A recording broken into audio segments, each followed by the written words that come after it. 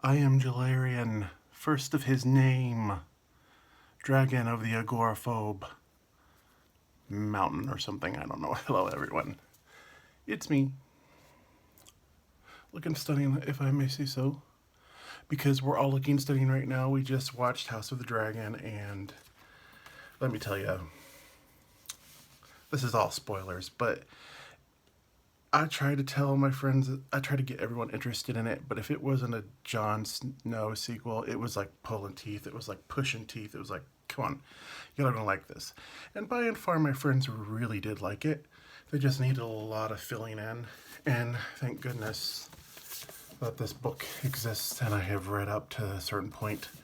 So let's get into it and let's talk about the cosplay stuff because I think that's so hilarious right now. Now, I don't always plan on being so glam for these post show things, but I have to tell you, I watched every after show, every live stream, and I'm telling you what, it is Christmas because every 30 to 40-year-old and their mother is in their cosplay, and you know they all took 4 hours getting ready, and it's like going to the prom where you get ready, you get there, and you're like, and then it's like, it was nothing. It was nothing. No, you had so much fun getting ready, and now you came to the show, and it's like, da da. Except I had a really good prom. I know. Boast away, Jelerian, the agoraphobe dragon. But I have two really. I'm gonna have to put my USB fan up, and I hope you guys don't mind that because it's probably gonna be real buzzy, so maybe I won't. But oh my gosh, I'm just having a lot. Okay, let's talk about it. Let's get into this. So let's get into it. So I completely understand that the point of this show is to set up all the players. You know, the first episode is always setting up the players, and I have to tell you that if you've read the book and you're watching the show, they've tightened things up a little bit. I keep dropping the book. I'm gonna hold on to it like this. They tightened a few things up a little bit. They've condensed and expanded, and my thoughts on Rhaenyra are so completely different than what I was expecting them to do. I thought she was being set up in the beginning with all. I mean, I watched every trailer. I watched Emergency Awesome. I watched David Lightbringer. I watched everybody. Girl Nettles, Tim Gray of the Gray, and I really was just so profoundly excited when Rhaenyra is told about this prophecy from Viserys, who, by the way, Patty Constantine did the dang thing, and I'm just so happy that Rhaenyra is, and no one's talking about this, and all the thing everyone wanted to talk about Queen Emma, Aaron, or Emma Targaryen, and that horrible scene, and I'll get into that in a minute. I don't know why I wasn't so horrified by that. I guess I just know it's kind of like the movie Chainsaw Massacre. You know, if those kids would have just turned around when they saw that crazy person and drove the other way, they would have been fine. But then, what kind of movie is that? So I mean, Emma, Emma had to, she had to do what happens, and yeah. So one of the things I think my friends are really struggling with is that they didn't. I thought this was going to be non-linear. I thought it was going to be flashbacks and flash forwards, and when you see all the panels and you have both actresses, I think Alicent and Rhaenyra are the only people who get a younger version and an older version.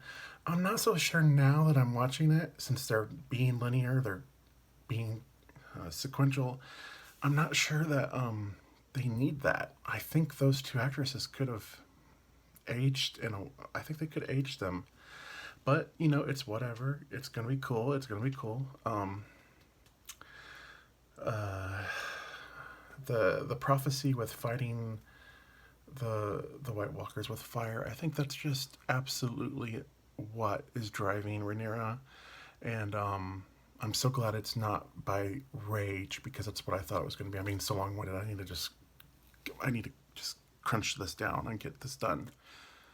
Episode one of Game of Thrones was setting. It was actually very much like this. It was just setting up the players, and I have to tell you, most people who watched episode one of Game of Thrones that I knew in person parasocially, whatever, had not read the books. And then they went and read them. Like, I remember I read 4 of those books back to back so quickly. And I had a college course on navigation of certain codfish and how it changed, exploration by following the codfish migration. It's a 200-page book. I barely finished it before the semester was over. So 200 pages on cod, couldn't do. Each book is about 1,000 pages. There was 4,000 pages, and I got those done in like a week and a half, baby. I'm telling you what. So yeah, about Emma, I was just so unbothered by that whole thing. Everyone's talking about that. I'm not here for that. I'm here for Dracarys. Dracarys. That was so cool. And I think that's the first time we've ever seen like a Targaryen funeral ritual right thing. That was. I hope it melted your heart as much as mine. What else do I want to say before I get off here? Because I don't want this to be forever long. I should have wore a gold necklace. Yeah, that would have looked better.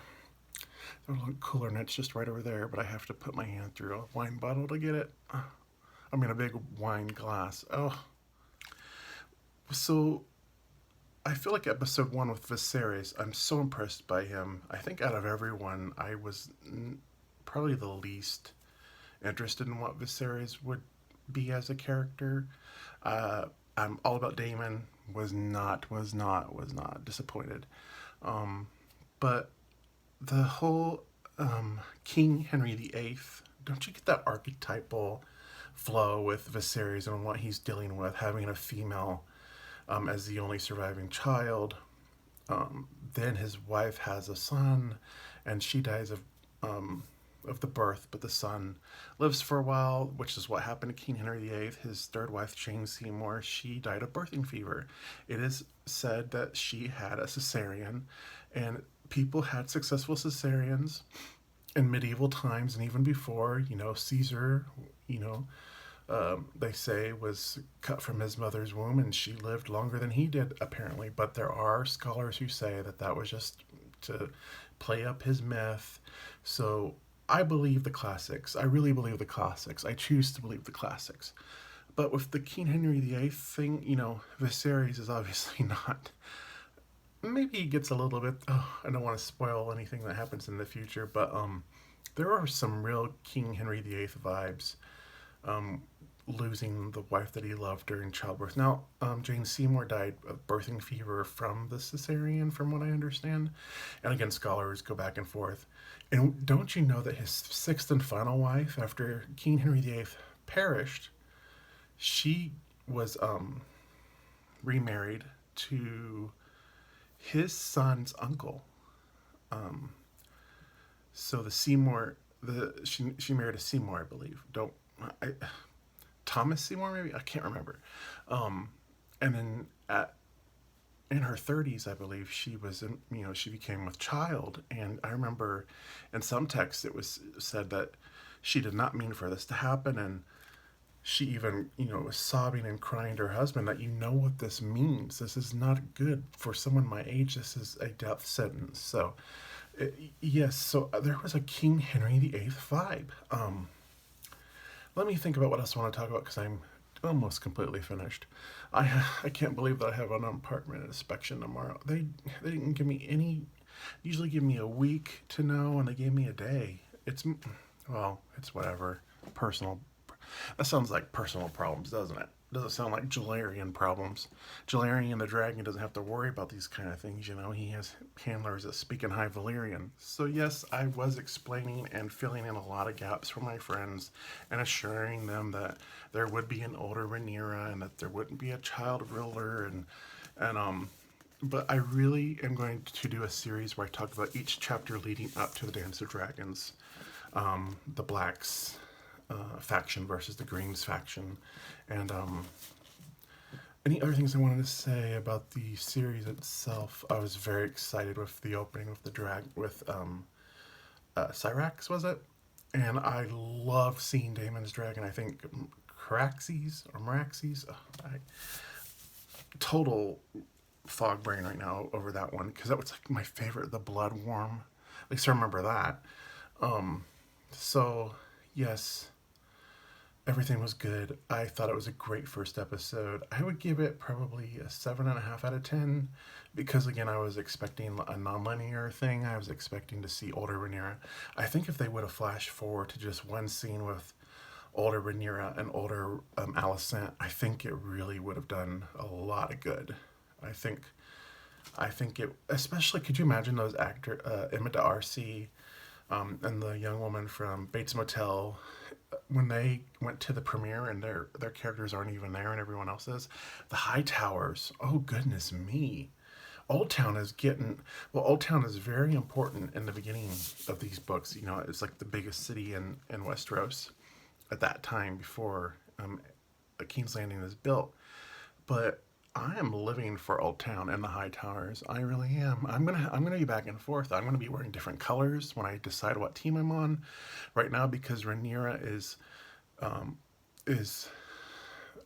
she's motivated by a sense of prophecy. I am on team black already, although you probably don't. Many of you don't understand what that even means right now. So yeah, all I can say is buckle up because this is a bumpy ride, the Dance of the Dragons. And I think we're going to see 13 different dragons in season one, is what I heard. Isn't that crazy? We're going to see dragon warfare. And I love the Queen Who Never Was. I cannot believe they came up to her and said that to her twice, I think. Twice. Someone went up and said, "Oh, hi, Queen that Never Was. Can I have your favor?" I can't believe that. I was.